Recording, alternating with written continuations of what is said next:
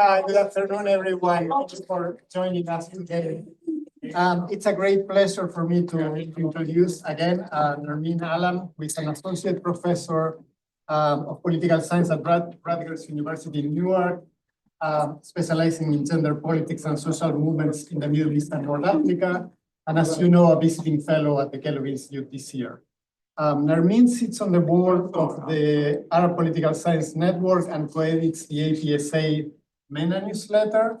She is a non-resident fellow at the Carnegie Endowment for International Peace, and she has secured funding from prestigious bodies, including the Social Sciences and Humanities Research Council of Canada. Before joining Rutgers, she was a postdoctoral fellow at Princeton University. Nermin is the author of Women and the Egyptian Revolution, Engagement and Activism During the 2011 Arab Uprisings, published by Cambridge University Press, a groundbreaking work on women's roles in the Arab uprisings. This book laid the foundation of her current work on the longer-term impacts of political mobilization in the non-democratic regimes. Nermin, thank you for joining us.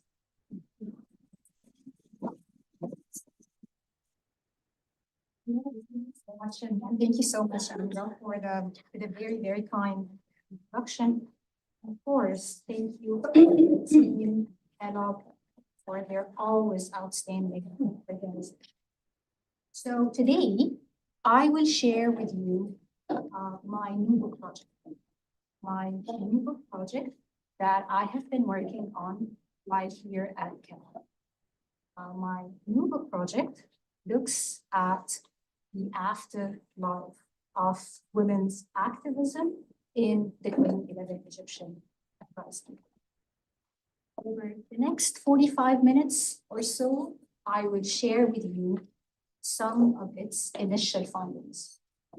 Findings that suggest that notwithstanding the ostensibly mixed results of the 2011 uprising in Egypt, women's activism in the area of sexual violence during and after the uprising has left long-lasting impact on A, women's biographies, participants' biographies, and B, on the movement against sexual violence at large. Using the case of women's engagement and activism during and following the uprising, I will try to convince you how and why it is important to focus on not just the political consequences and political opportunities, but also to trace the biographical consequences and the emotional opportunities created through women's engagement.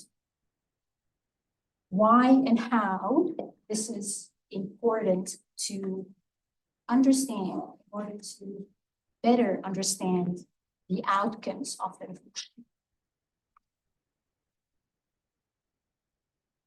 So allow me to start with a brief story from my fieldwork. And I apologize in advance to my colleagues who have already heard the story before. I choose to start with this story because I find it profound and significant to ease us into my research. But again, it's not an easy story. It's quite an emotionally profound one. So a year and a half ago, I came to learn about the butterfly effects. Again, no judgment, please. The butterfly effects, in the most simple and basic terms, is the idea that a seemingly small event may ultimately result in something with much larger consequences. I came to learn about it during the interview.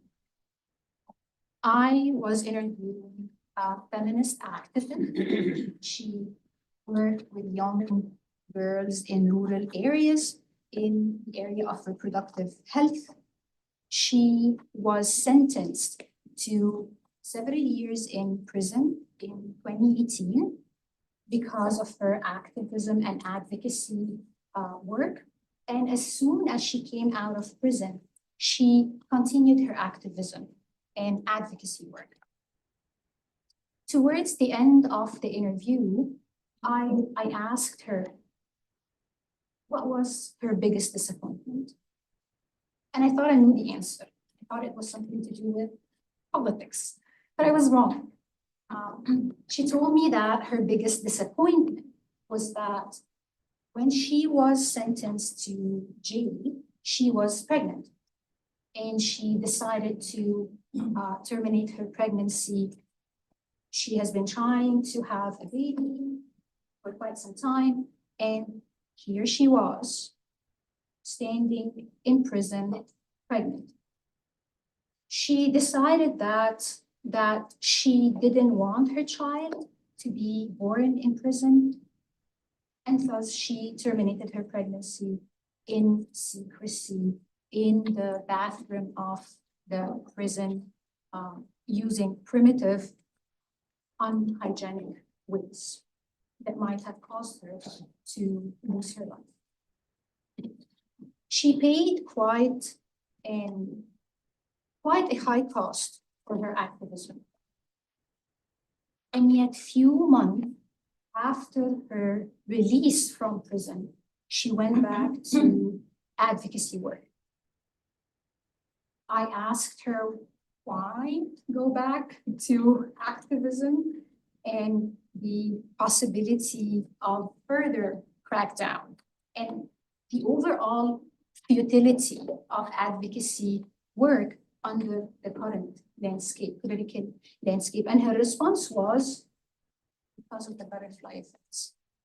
She believed that the uprising has changed her, and that notwithstanding the constricted political space, the sense of utility, and the threat of crackdown, that her small actions, that her encounters with young women would eventually contribute to larger changes in their lives and biographies, and that these changes will lead to bigger changes in society.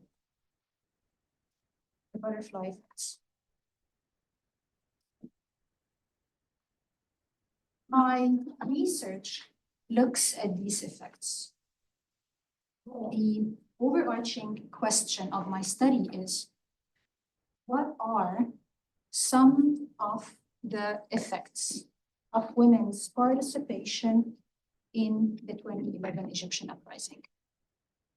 Using the case of women's participation and activism in the area of women's bodily rights during and following the uprising, I show the effects of participation on A, participants' biographies and their feminist and gender consciousness, and B, on the movement against sexual violence at large. And this question is an important question to ask, a significant one to answer for a number of reasons.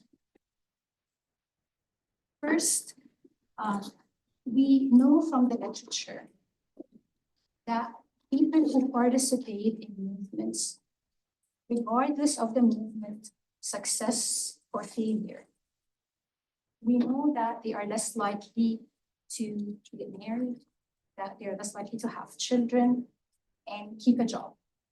They are more likely to remain politically active and hold egalitarian views. However, only a small body of literature, of feminist scholarship, has examined how how gender mediates these consequences. And even within this already small pool of studies that focused on gender, we have largely focused on participants' experiences under Western democracies and within women's movements. My work, my book aims to expand our understanding of movement impacts under non-democratic regimes, following cycles of contention and defeat, and amid the consolidation of authoritarianism. Second, studies of momentous political changes. They usually focus on the impact of these events on overly political outcomes. The project does address and does focus on the transformative impacts of social movements, on policies, but also, and importantly, it also focuses on, and it goes beyond the overly political sphere of policies. Why? Because during my fieldwork, themes of despair and disappointment, it became fundamental features of my interviews in 2014, and more intensely in 2017, and even so, and more so, in 2024 and 2025. Participants described their sense of disappointment, their sense of feeling depleted and exhausted. However, whenever I asked if that was it, if that was the end of change and reform, they quickly asserted, not yet. Activists often asserted that the experience of collective action has changed them, and that, quote, things cannot return to the old days. However, things are by far worse in comparison to the old days, which leaves the question of what really changed unanswered. So I focus on the experiences of women, or I focus on the experiences of women. It offers a glimpse at what changed, a glimpse into the not yet. To trace what changed at the personal and at the movement level, and to explain how these changes took place. The study, or I situate the study within the literature on emotions, affects, and contentious politics. Deborah Gould, queer theorist and political sociologist, Matt Adam, James Jasper, and other social movement theorists, and of course Sarah Ahmad, queer and post-colonial feminist, to name a few.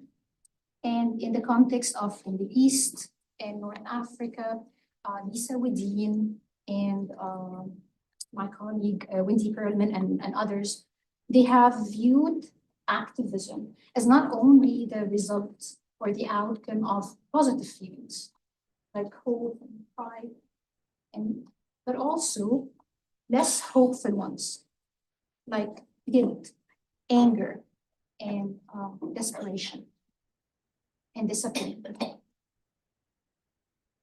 During the uprising, women briefly experienced hope and political possibilities and openings, followed by disappointment and a wrenching emotional encounter with gender-based violence. The uprising, I argue, was an affective encounter. it created affective attachments to gender equality and women's bodily rights among participants, and thus introduced changes in participant biographies.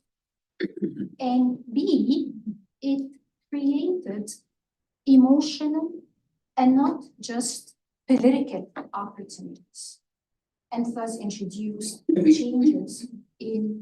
changes to the movement at large. What is affective encounters? Affective encounters are spaces of possibilities, change, and new ways of being. These encounters, they open up opportunities, they result in emotional liberation, and they change how participants experience and move after them. What are affective attachments? Affective attachments are relatively enduring commitments and orientations that develop through encounters and they harden over time. They inform our emotional responses. They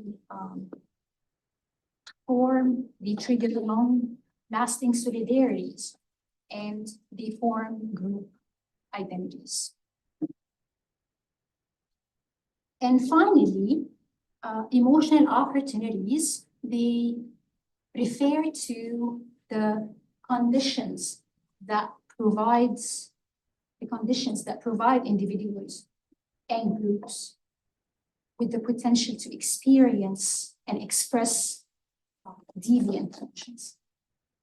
Deviant emotions in the sense that they deviate from and they challenge the regime's emotional rules around women's issues. So rather than shame and guilt inscribed by the regime, women's activism during the uprising encouraged the expression of moral outrage at the regime and at the state institutions that enabled and justified the violence. Reading the uprising as an affective encounter, it encourages us to consider how the legacies of the uprising and its disappointment and its disappointing aftermath, how it continued to embody women participants and affect the movement over the past decade. And this theoretical framework is apt for the study as it allows us to focus squarely and understand what is now present that wasn't there. As of February 2025, I have conducted 93 interviews, and 42 of whom are second round of interviews, so reviews that I have previous, so people who I had previously interviewed. The reviews were semi-structured. And I'd like to take a minute to emphasize that this is not merely a data set.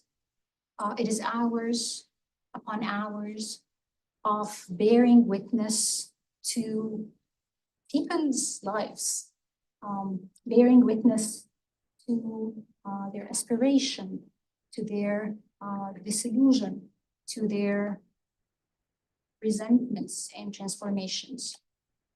And the weight of these narratives is immense. They are shaped by even the cadence of memory, the silences between sentences, and the emotional labor of storytelling itself. Each conversation is thus not just an extraction of knowledge, right? But it's rather an act of where participants articulate, reinterpret, and even sometimes they they reconcile their past and their present through dialogue. The book is not about what happened, right? But how it is remembered and how it is interpreted and how it is felt. I have interviewed two sets of actors. The first set of actors are former protesters and activists. Most of these participants had no history of political activism prior to the uprising. The second set of actors are NGO leaders and state officials working on the agenda of women's rights in Egypt. Data was also gathered from published and unpublished reports on and scholarly work on the topic.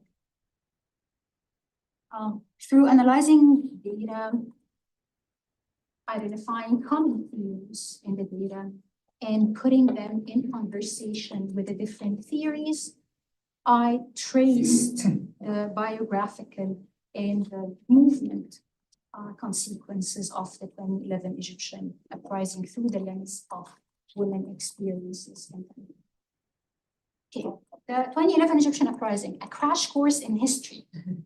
The 2011 Egyptian uprising, as you know, was part of a so-called Arab Spring, a wave of contentious episode that has swept the Middle East and North Africa in 2010 and in 2011. The uprising in Egypt ousted former Egyptian Hosni Mubarak in 2011.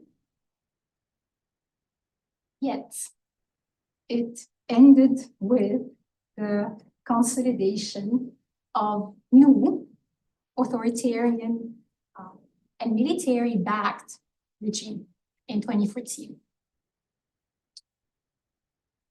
And just as women were the vanguard of the revolution, they were also the earliest victims of the counter-revolution. And they have been ignored in political arrangement thereafter. So less than a month following the 2011 uprising, the Egyptian army rounded up scores of female protesters and subjected them to virginity tests. Army leaders at first denied the accusations. We didn't do it. But later, they defended their abuse by claiming that the women, quote, that they were not like your daughter or mine. They were insinuating that the activists were loose women. In a remarkable show of courage, though, one of the victims, Samira Ibrahim, that we see here at the center of the graffiti, she pursued a criminal case against the army. And in so doing, Ibrahim challenged not just the army's intimidation, but also she challenged the social stigma associated with the issue. A social stigma that is all too present, that many survivors, they rather choose to be silent or stay anonymous and stay anonymous. So, for example, this image of an anonymous woman protester dragged and beaten by the Egyptian army in December 2011. It has perhaps captured the most attention of the violence recorded during and following the uprising. The woman who stayed anonymous has been widely referred to in media as the girl in the blue garb. a warning about the video that I'm about to show. It can be triggering for some. As you can see in the video, a veiled young woman is dragged. Her face is covered. Her torso is bare, except for her bright blue bra. And she's a millisecond away from being kicked by the soldier. The image and the recording, it quickly became a visual symbol of the abuse of power by the Egyptian government and its security forces. In response to the assault, women marched in the largest demonstration of women in Egypt in decades, calling for the end of the military rule. Some of the protesters, they held giant posters of the attack. Some of them held the blue bra as a flag, as an icon of the protest and the attack. Participants were chanting the women of Egypt are redlined. And the significance of these mass protests is not just that they were the largest in terms of number, but their significance was also how they tapped on and they channeled the emotions of rage and anger. So the very slogan of the mass protest that we see here, written in, you see here in the poster, written in red line, it read, the very slogan reads, "The women of Egypt are redlined." The slogan displayed the anger over the transgression, over crossing the line, over the assaults on the bodies of Egyptian women. Sexual violence and assaults on protesters and on women, however, did not stop under the preceding governments, whether it was the army, whether it was the Muslim Brotherhood. It continued with greater severity and frequency. But also, women's activism to expose and to combat such attacks continued and following the uprising. So following the uprising, mob attacks against women protesters and activists took place in public spaces, in political rallies, in sit-ins. And in these mob attacks, survivors described how dozens and sometimes hundreds of people that they would encircle women, they would strip them, they beat them, rope them, and rape them. And the level of violence in these attacks was so severe. So some of the interviewees described how survivors that they were being raped by blades, causing them internal bleeding. So it was punitive, the attacks. And in response to these attacks, however, several groups formed to combat sexual violence and to secure women's participation in political rallies and to simply secure women's presence in the public space. Some of these groups, they started out with about a dozen volunteers and grew out to hundreds of volunteers. They launched intervention campaigns, as you see in these images, and these spaces of mobilizations in the literature on emotions are affective encounters. they create a strong repository of attachment to women's bodily rights and no emotional rules and expressions around the issue. So, for example, during the interviews, women volunteers described how they began to wage war and fights even within their organizations to forcibly demarcate their role within these organizations because their male colleague would initially oppose their involvement in mob assaults. But eventually, volunteers at these organizations, they described how, they explained to me how the operation had to change the rescue plan and assign women rather than men volunteers to step in. And this change, another volunteer explained to me, was because at this point, the victim was very suspicious of any man. And thus, you needed a woman to intervene and help her.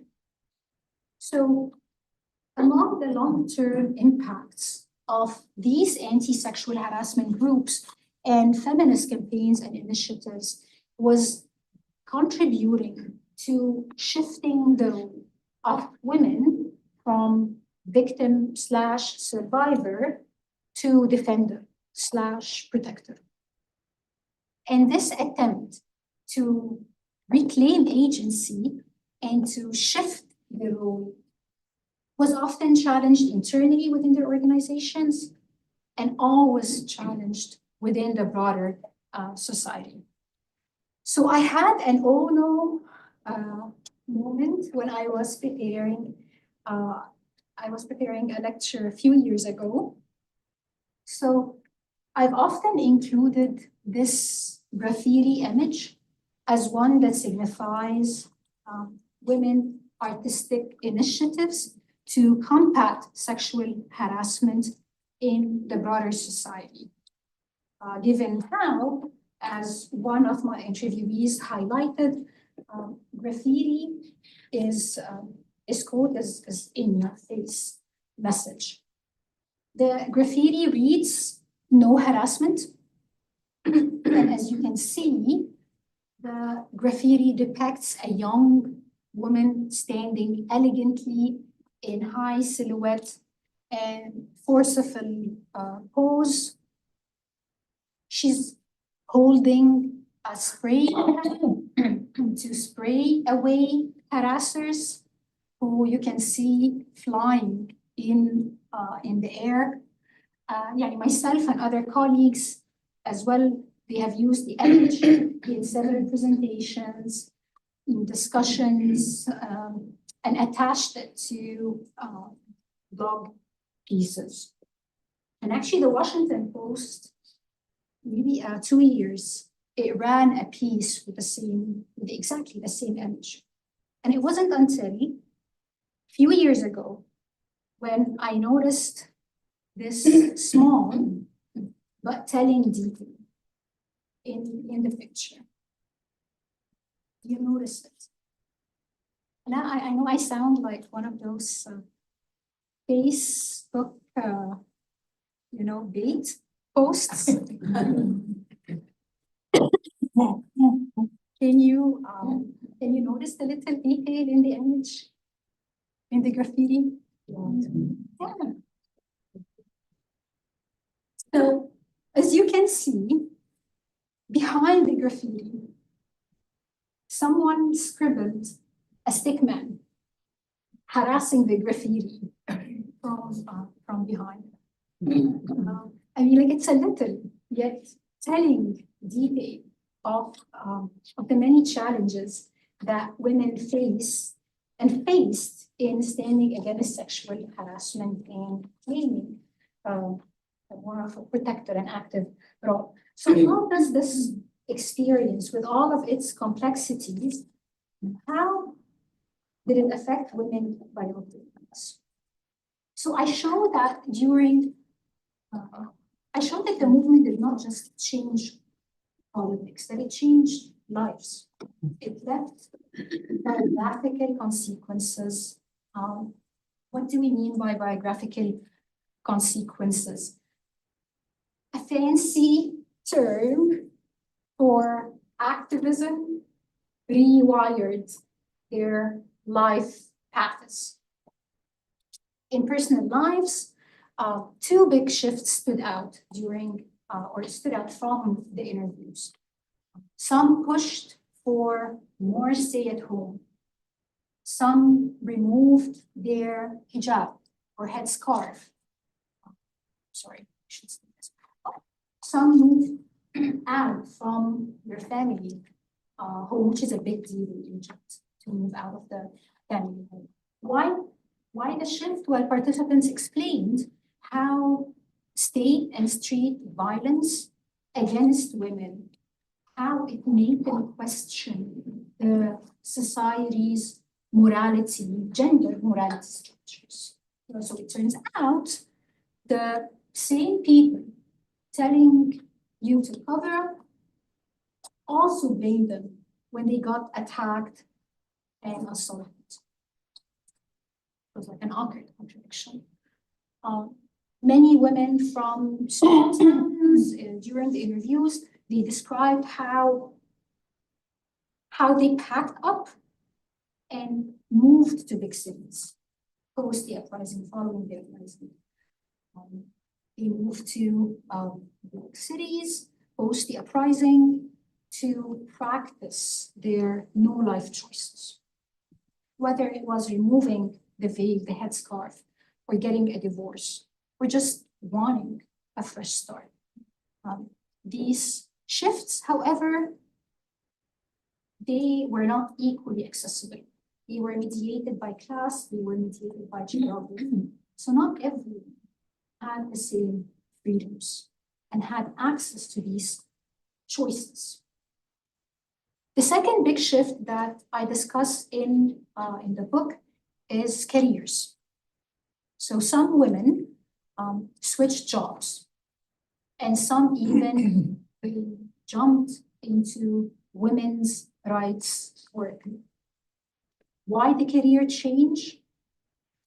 Because the uprising opened doors to new networks and public engagement. So, for example, feminist activist, she described how before the uprising, she had no organization. During the uprising, she joined campaigns for women's political participation. After the uprising, she left her job and joined an international women's rights organizations. And her takeaway was that activism, it gives you the vocabulary and lens. The vocabulary and lens to not just see power hierarchies, but to challenge them. And she was not alone. Others left lucrative corporate jobs for human rights work. And here's the kicker, that it wasn't always the positive experiences that pushed them to make this career shift in career choices. But for some, they described how frustration with party leadership or frustration with political groups is what made them think to shift careers and become more politically active. So whether it was inspiration or whether it was disillusionment in these networks, the experience in them resulted in some changes in their careers and futures. So political networks and women groups deepen gender consciousness among participants. Many embraced feminist frameworks in the afterlife of their participation. These views reshape their lives, both personally and professionally. Another besides the biographical consequences of the uprising, I show in my book how women's activism, how it shaped the movement against sexual violence. The 2011 uprising had mixed outcomes. Women's engagement in the uprising created political and emotional opportunities for change. In terms of the political opportunities, women's activism led to Egypt's 2014 anti-harassment law, first law ever in Egypt to define harassment and to identify the issue. First law ever to acknowledge the presence of harassment in Egypt. And in 2021, the penal code was further amendments to increase the penalties, the prison time, the penalty. Following the uprising, also anti-sexual harassment units were also established for the first time ever in public institutions. And we can debate their utility, but they were established for the first time ever. And in one of my interviews with the founder of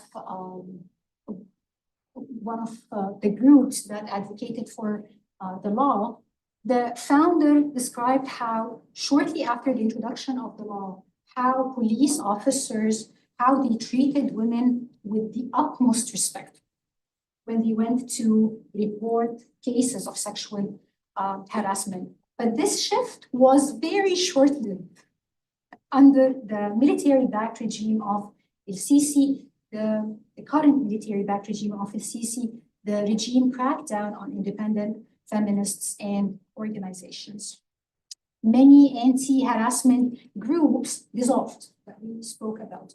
Many survivors who report sexual violence cases, they describe in the interviews how now they are being harassed by security officers.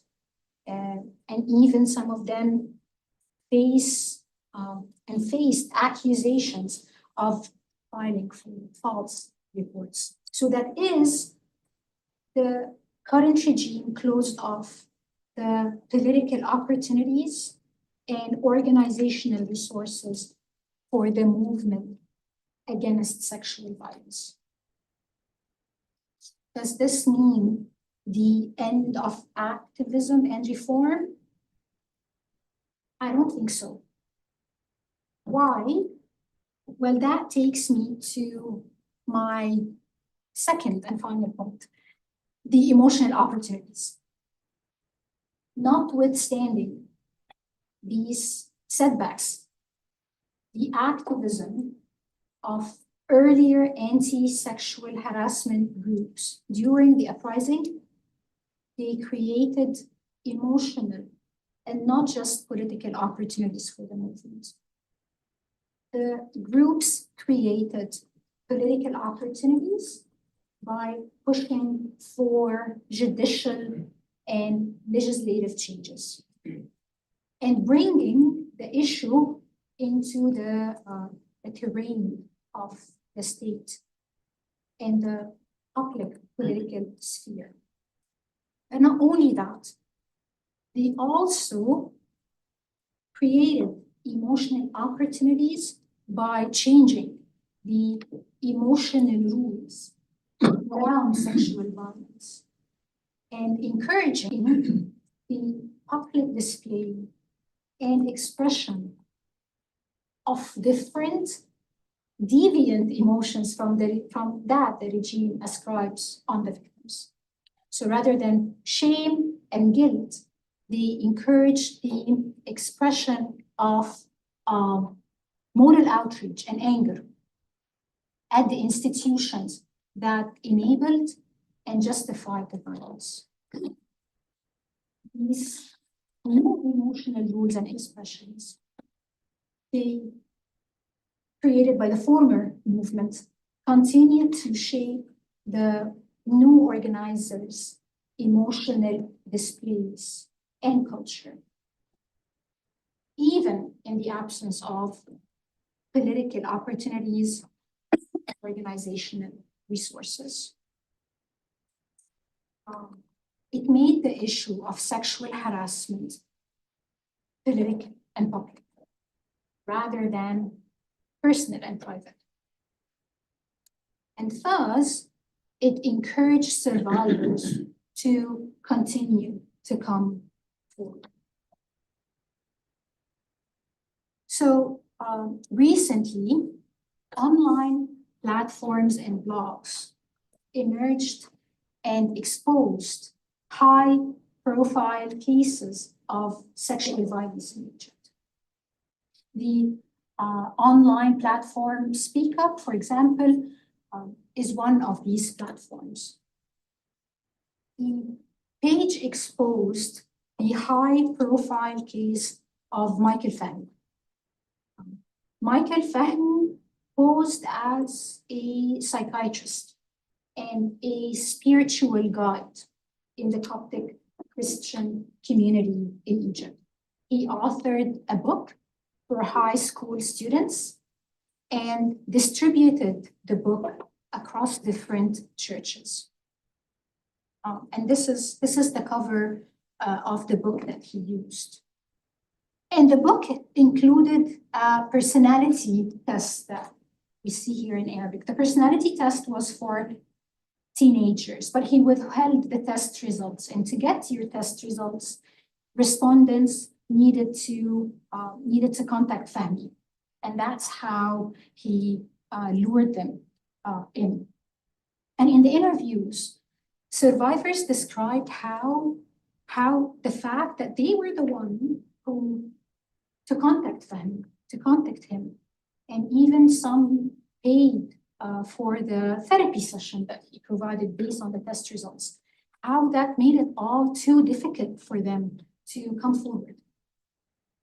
But groups such as Speak Up pushed and succeeded in shifting shame, in imprisoning Fahmy, the assailant, and even they succeeded in changing laws to protect the identity of survivors. I personally think that among the greatest accomplishments of feminist activists and groups in Egypt in the past decade is putting sexual violence and morality discourses in conversation, challenging and scrutinizing the gendered moral accountability structure in society that pins shame on the victim. Yeah. If you get to think about it, like shame is such a strong and dangerous emotive punishment, right? And its danger lies in its ability to turn into a stigma that becomes permanent. But see, shame becomes permanent when the victim internalizes the discourse put forward by the aggressor. Of course, these few cases that I shared with you today are in no way exhaustive of the changes that are taking place, but I think they are important. It's important to continue to think of how women groups and feminist activists in the uprising, how they have created emotional opportunities in addition to the political opportunities by challenging gender norms and vocabulary in the debate around shame, sexual violence, and public morality. And to view these opportunities as an example of the biographical, political, and cultural consequences of the uprising. I think I'm gonna conclude here. Yeah. I would like to conclude by sharing a few lines from the Palestinian writer Mahmoud Darwish and his poem, his poem is entitled "The Butterfly Trees." I will read you the translation of its opening lines. I translated them. I hope I did do them justice. Language is such an insider exercise, and translation is such a challenging one. So the lines are: the butterfly trace unseen, forever present, ever keen. A mystic allure it gleams, life's hidden themes it deems. When the path is clear, the butterfly's trace gently disappears. Why am I concluding with a poem? Beyond trying and maybe encouraging you to expand your reading list to include Arabic poetry, I wanted to conclude by reminding us that we miss a lot if in our research and studies, if we don't acknowledge and study these mediated effects of participation and consequences of movements. Women's participation left biographical effects in terms of shifts in gender consciousness, in terms of shifts in career trajectories and personal autonomy. The mechanisms through which women experienced these effects were through encounters with sexual violence, exposure to new political and social networks. Women's participation left movement consequences in terms of shaping narratives around sexual violence, gender, and activism, influencing policy changes, and creating new organizational spaces. The mechanisms through which women's participation affected the movement were activism, legal advocacy, and expansion of feminist discourses within and beyond activist circles, and reshaping emotional norms around the issue. I will stop here, and I very much look forward to the discussion. Thank you so much.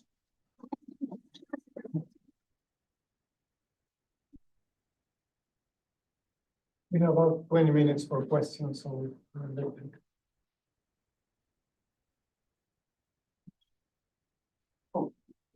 Thank you so much for this. This was really eye-opening. I was excited to see this talk, and I was far from disappointed. I was curious, so towards the end you mentioned that one of the important consequences of these experiences is that it made these issues political rather than private. And that seems to me, that made me wonder, how much is the idea of the fight against sexual violence in the minds of your interviewees, how much is that tied up with anti-regime politics? Is it imaginable to your interviewees that there could be real change here, even in the absence of a fundamental threat to the regime, or is there a sense that they're so intimately linked that in order for the movement to have succeeded, it will have to have brought down the regime? Do you want us to take a couple of questions, or do you want to answer? I would like to answer. Okay, how much is sexual violence tied to anti-regime, and bringing down the regime means bringing down, or at least addressing the issue? Well, to answer this question, we need to look historically at the regime use of sexual violence as a political tool. So sexual violence is not new in Egypt. It has been there even prior to the 2011 uprising. there was a moment in the history of contentious politics where it was politicized, and that was in 2005 under the Mubarak regime, the regime that the Uprising came to oust, where a group of journalists, they were staging a protest against the Mubarak regime because he was changing the constitution, grooming his son to become the new president. And a group of journalists, mostly women, they were protesting. And in response, the regime response to the protest was to harass and assault these women. And in my interviewees, the women would describe how even when they tried to escape into coffee shops or stop, a cab to escape, the thugs hired by the regime would stop them and would pull them out of the cars, or would get them out of the shops. And it was the message of the regime was that they wanted to embarrass the movement, showing that the movement cannot protect its own women. A very paternalistic and very patriarchal discourse. But that was a significant and a turning point in how the regime not only moved over ignoring the issue of sexual violence on the streets, but that they were politicizing it towards its own goals. Did that contribute to women's participation in the uprising? I don't know. Based on my reviews and based on my first book, when you ask women why they participated in the uprising, the first answer you get, we participated as citizens. We did not participate as women, but rather we participated as citizens. But that shifted pretty quickly after women were attacked and harassed 2 months after the uprising on the Women's Day in March of 2011. Where clearly the issue became that no, now we are participating as women because we are attacked and because we are sidelined in also the political process as such. So historically, the issue of sexual violence was politicized by every regime, including the regime prior to the uprising, Mubarak regime. How much did this contribute towards women's participation and their effort to bring down the Mubarak regime in 2011? I don't know. I don't know for sure. But I can tell you that in the post-uprising, it contributed to many of the discourses with the regime and many of the demands of women's rights in Egypt. But also the regime is creative and smart, right? Of course, they are playing a catch-up game, but also they jumped on the issue. And if you notice, if you look at the reforms, especially in the agenda of women's rights in Egypt, you will notice that there are a ton of reforms when it comes to sexual violence, right?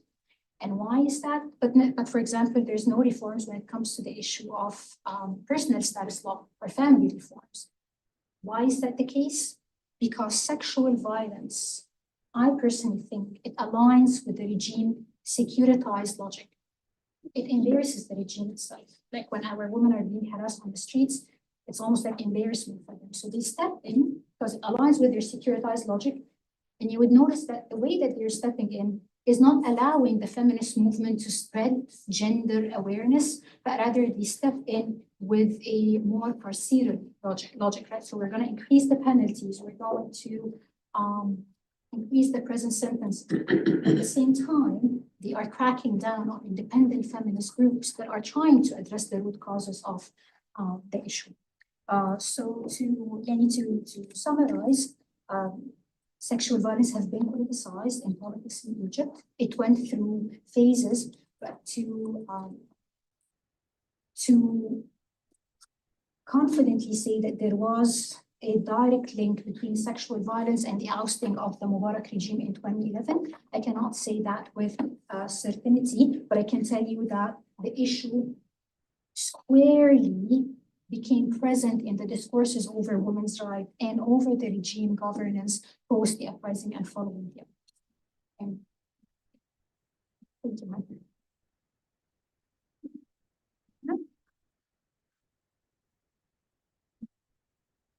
Hello. Thank you so much for the wonderful talk. In these days, I'm always trying to find some messages of hope. And I think your talk, other than, it's amazing research, but also it gives us with an important message, which is how societies can change from within, and not only at this moment of mobilization, but it can have long-term effects. that address the more structural roots, in this case of sexism, and I think all of that is very relevant for today. So I have also a question, but I just wanted to reflect, like, now in the context of democratic backsliding, that we are seeing a rise in anti-gender equality movements under the umbrella of anti-gender ideology. I think your talk to me resonated and, gave me hope that there might be channels of resistance that are not going to just be at that one moment, but might actually last. And I will say, I mean, again, because you are telling us that the women, but it looks like also there were changes in legislation, so maybe also some men, right, had a change in their mindset and became allies. I mean, that's an inference I want to make and believe, I guess, but women did become also feminists, and in addition to their participation, so it affected their private lives as well. So I wonder, what is your take? I mean, knowing what's going on and now, and whether you think that what you presented today might actually be applicable to either current movements and women's mobilization or future in light of this anti-gender equality rhetoric.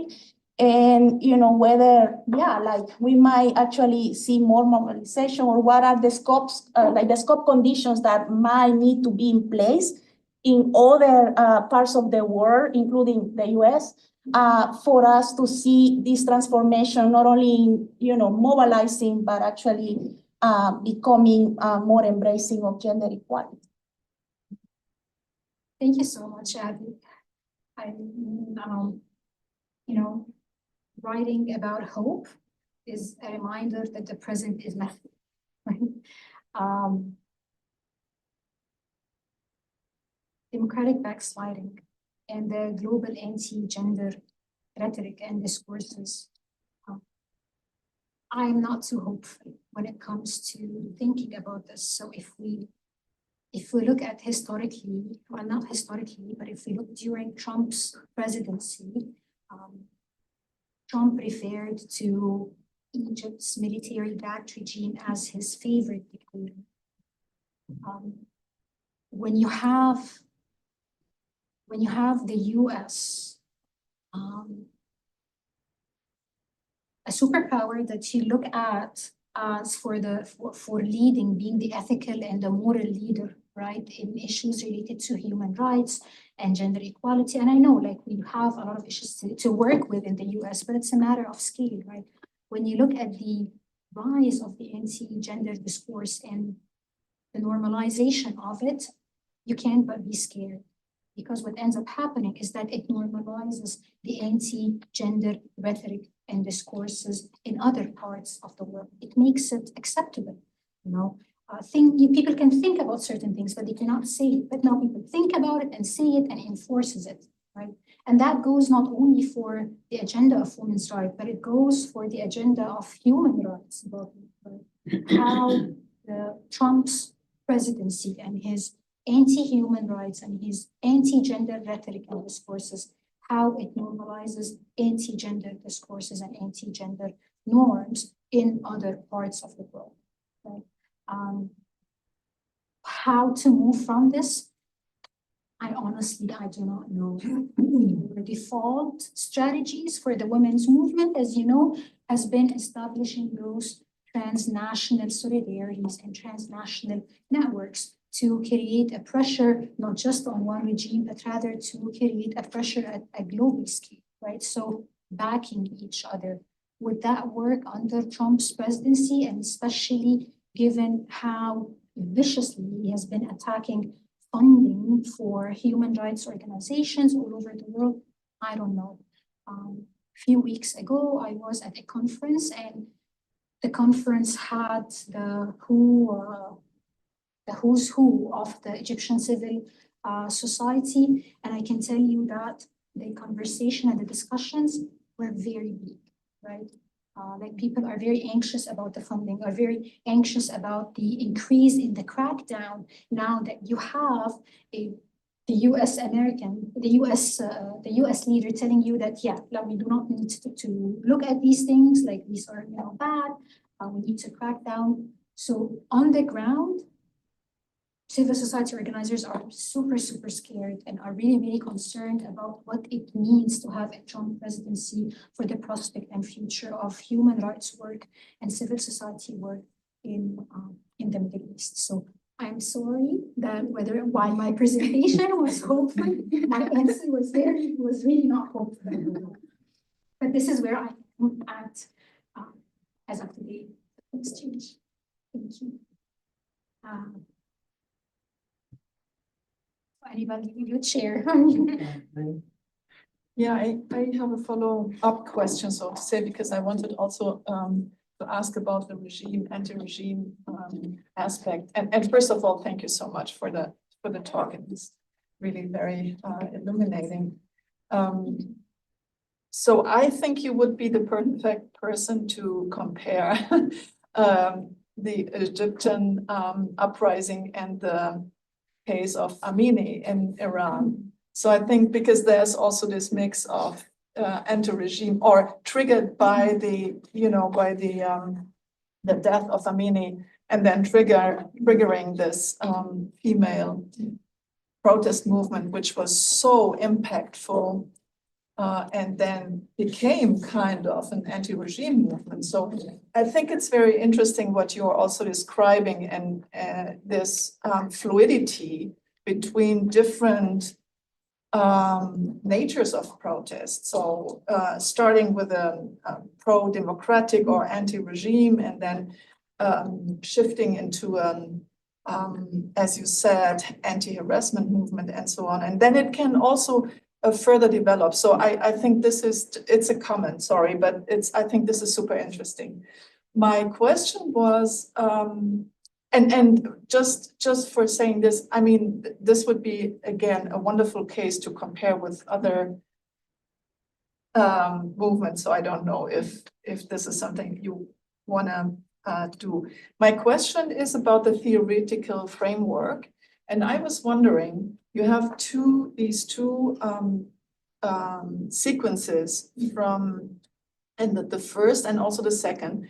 And I was wondering, they're very convincing, if there is also a relation between the biographical and the professional level. You know, when in the first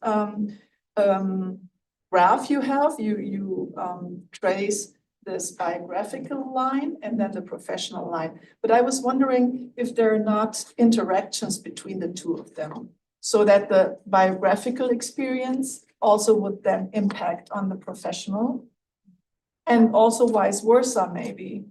You know what I mean? Yeah, absolutely. Yeah. So I just wonder if you would like to, if you would see the possibility of expanding your framework a little bit more, and also show and trace these interrelations between the different levels. No, excellent comment. Thank you so much.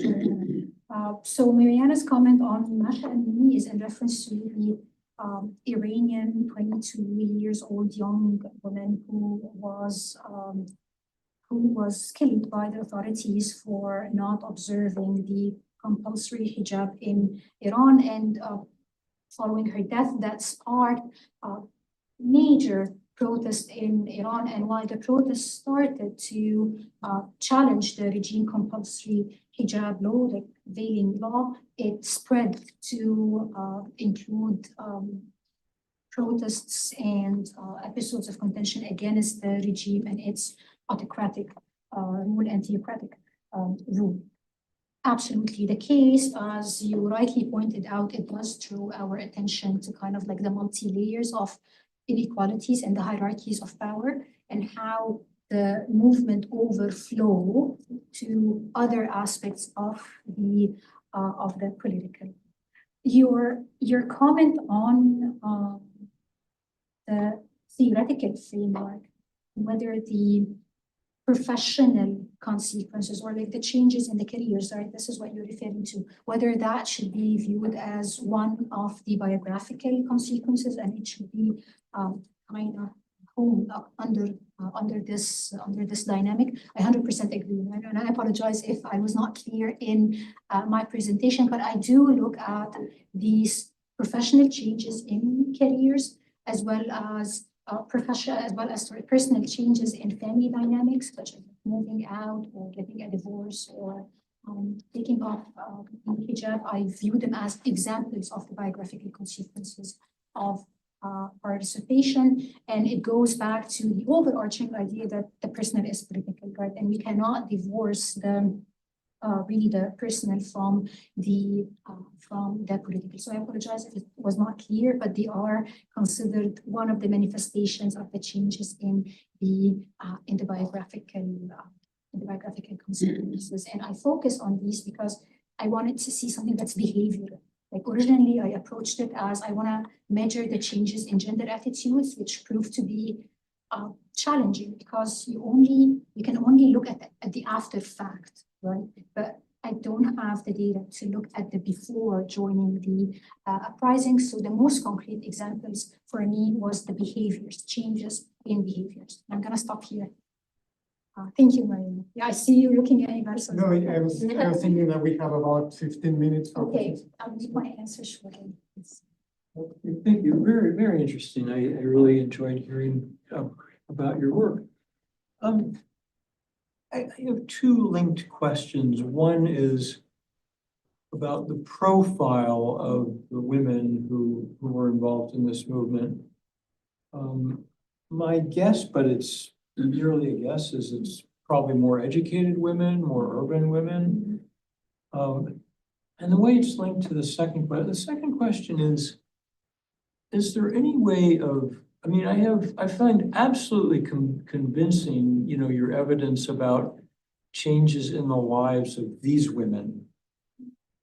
Of course, we're also interested in, you know, what are the broader ramifications? And I just wonder, like, how much interaction is there between the women whom you interviewed and broader publics? Is there any way of assessing, you know, has there been dissemination of change in attitudes from probably a relatively small percentage of the female population toward a bigger group?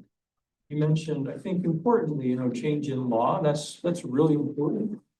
But I'm just wondering about, you know, are there other indicators of how far change in values, change in beliefs has gone, how broad it is? Thank you so much, Scott. This is an excellent question, an excellent comment that I have been thinking about as I am working on my project. The first comment on the profile of women, it was pretty diverse. So the women who participated, the common thing in my review is that I selected women who did not have prior experience in political activism prior to joining the uprising. So no political activist experience prior to joining the uprising. Their profile was mostly women from urban centers, but a big percentage of the women that I interviewed are from rural areas. One interesting fact is that the majority of women who I carried out follow-up interviews who were originally from rural and small towns, they moved out. They moved to the center after, and whether that was, they would frame it because they couldn't experience their new choices, they couldn't experience their new decisions in these small towns. And interestingly, some of them, like for example, removing the hijab, removing the head cover, they would describe how, while they moved to Cairo, the capital of Egypt, right, to exercise this choice of not wearing the headscarf.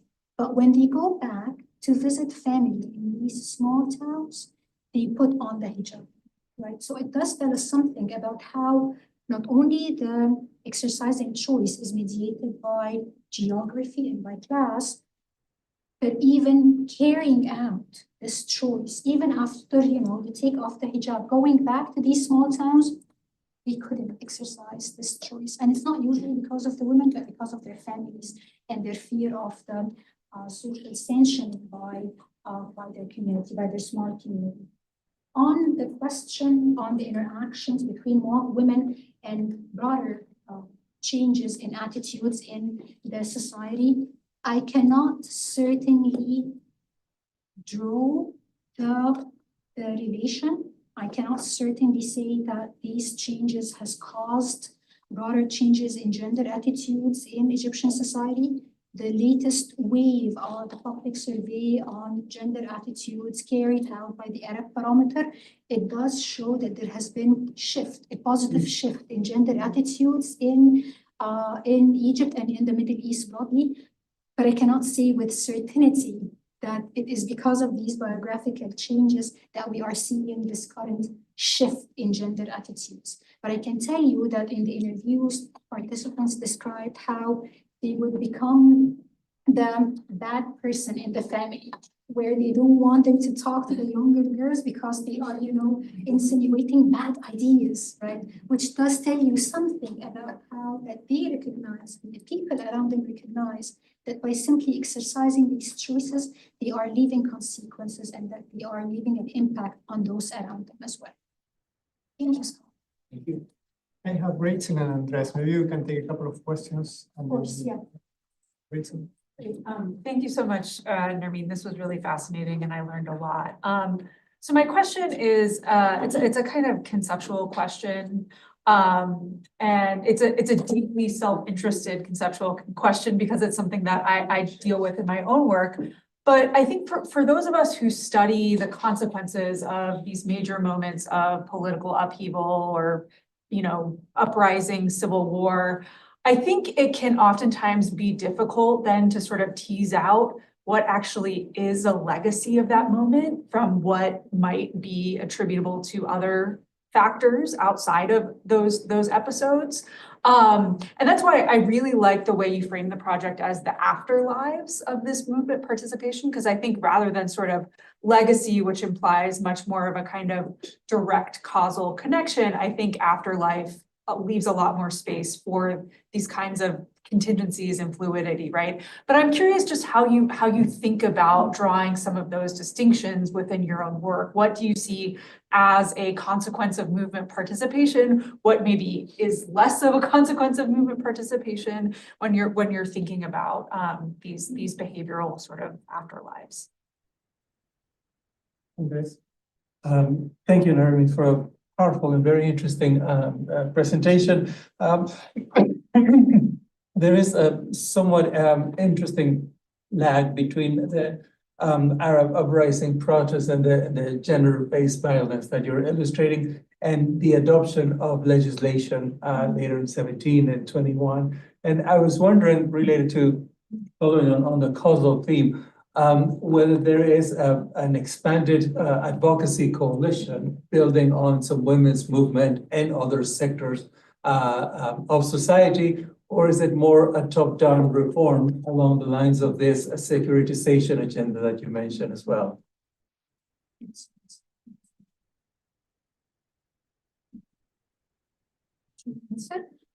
Okay, Rachel, thank you so much. Now I know that I should not use legacy when I'm talking. Thank you. I wasn't aware of this, but now, yeah, you're absolutely correct that now I'm going to claim that was all deliberate. But you're right. Like, I think the way that I am framing the project, and because my work is also largely qualitative, and even though that I am proud of the amount of interviews that I have carried out, but it's difficult to claim this causality with certainty if you don't have the pre and the post after the fact. So the way that I frame it is that, okay, we're presenting some of these effects as women remember them and as women convey them. Does that mean that they are not important? I think they're still important, that they are still significant. And I think that there are ways then to take some of these identified changes and measure them in a more systematic way. I know that I don't answer your question, but I add to what you've already mentioned about how the project is qualified in measuring and thinking about these consequences. Andres, so your comment about the lag, thank you so much for your comment, and you're absolutely correct. So the uprising happened in 2011, and then you had the law adopted in 2014. I did not mention in the presentation, but in 2011, you do have an amendment to the penal code. The penal code is the overarching legal framework that addresses issues of violence. But the state was still very resistant not to include the term sexual harassment in these changes. Like they were just, going from all the sides. We're talking about it without actually naming it, right? But then in 2014 and following the advocacy work of activists, they do adopt the changes. Is this top down or is this ground up? An absolutely valid question. And I think to say that these changes are only the result of activism and that they did not unfold within the particular political landscape in Egypt would be amiss. I think that the regime is interested in tackling some issues because, it wants to appeal to the Western donors, it wants to appeal to the international audience, but that's not the full story. I think also the regime part of it is playing a catch up. When the activists, when the feminist movement identify something, they ignore it for a little bit, and then they play a catch up. And generally, when you look at the regime beyond the issue of sexual violence, when you look at the political representation, for example, you will notice that in the new constitution, they are allocating 25% for women in the parliament. But when you look at which women end up being in the parliament, they are all women who really feel like the regime rather than independent feminist voices. So there is definitely state feminism in Egypt. There is definitely an attempt by the regime to have feminism, but without feminists. But that does not mean that also the feminists and their work on the ground is not reaching. They're not vocal and that they're not introducing changes. I think in many of these cases, the regime does play a catch-up game where when feminist movement identifies something and then the regime addresses it. Edgar I have a question, but I will talk to you later. But Edgar, I think that's the final question. Go ahead. Sorry, well, this was really fascinating, and I just have a broad historical question about the history of how you're thinking about the effective circuits that enable certain kinds of activism that I think seem to me would obviously have roots in the structure of kind of, how women's activism is appropriated by Nasser in the 1950s, how activism in the 1919 revolution sort of creates a space for public, women in public politics in a way that had been more contested before. And so it's a broad question about how you situate this historically as something that is unique to the particular trajectory of activism in Egypt, which is a product that Egypt is unique in having like 3 major revolutions in less than a century, in which women played vital roles, but also are subjects of control. And so that's sort of broadly the second question, is that all revolutions can be seen as heroic or as chaos. And when they're seen as chaos, that's almost always a cue for people to be, even people who participated in the revolution, to try to control that chaos. And women are often at the center as objects of control, that, it's disrupted gender relations, it's disrupted the family dynamics. And that, it appears that was part of what happened after 2011 in Egypt, conservative movements mobilizing their own affective, sense of, insecurity as well. So those are sort of 2 broad questions about how you're framing it, thinking about these women's role in public life historically, and also about their relationship to the backlash, I think, which you mentioned in an earlier response, a feeling of insecurity in patriarchal power, basically. Thank you so much, Edgar. Edgar comment, it speaks to Gamal Abdel Nasser was nationalist leader in Egypt during the 1952 until the 1970, and he's considered to be like kind of like the father of state feminism in Egypt. I think he was the first to really utilize and adopt such utilitarian approach to the agenda of women's rights, and to use the agenda of women's rights to present the regime as, modern. And that was especially the case because that was a period, the post-colonial era in Egypt, where regimes were using women to show that we are good enough to govern ourselves. We don't need Western powers to tell us what we need to do. But of course, it was approached in such a utilitarian way where women were encouraged, for example, to go and work in the public space without really changing the discourse around their role in the private space. So modernizing the public space, the gender relations in the public space, but not the private gender relations. And such approach that started from the 50s and continued with other presidents following the 50s and until the present day, it does negatively affect the legacy of the agenda of women's rights. So you still get the question of that women's right, these are like the cappuccino ladies, right? They have nothing better to do than to sit and sip their cappuccinos and talk about things that are irrelevant, right? And following the uprising, it really, really affected also how the feminist activists, how they were perceived by the larger population and even by the women's rights community, where they would claim that, you know what, like you used to sit on the lap of the former regime, so what are you doing now, right?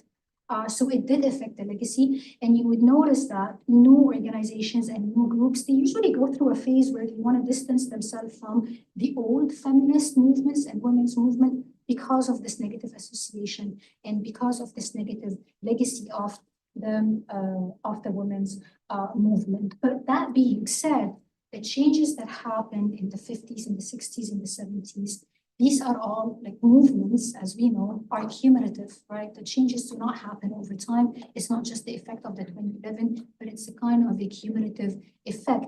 Then you get a trajectory where these cumulative effects are able to be brought more to the forefront, but it doesn't mean that all this activism was nothing and nil. It did have an effect on the moments that we are in, even acknowledging the kind of like messy history and messy dynamics around the women's movement in Egypt and its association with the regime and power. I'll stop here. I'm running out of time. Thank you unfortunately, we're out of time, but thank you for your presentation. I think it's going to be a fantastic. Thank you. I appreciate it.